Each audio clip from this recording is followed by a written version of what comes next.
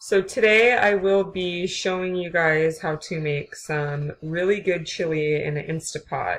I love Instapots because they allow you to cook meals that taste like they've been cooking for hours in only a few minutes.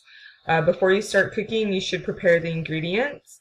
Cut up one red bell pepper, one purple onion, one jalapeno. I personally would not put a huge jalapeno in there because I don't want it too spicy.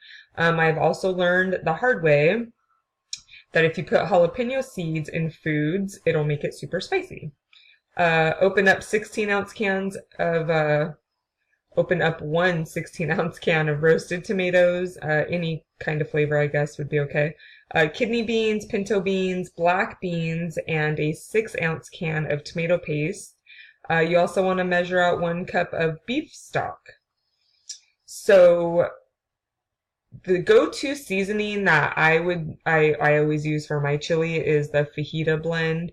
It's 1.5 tablespoons granulated garlic, 1.5 tablespoons granulated onion, 1 tablespoon ground coriander, 2 teaspoons ground cumin, 2 teaspoons smoked paprika, 1 teaspoon sea salt, and 1 teaspoon of black pepper. So after you've cut up all of your veggies, you want to set them aside and set your Instapot to saute and add some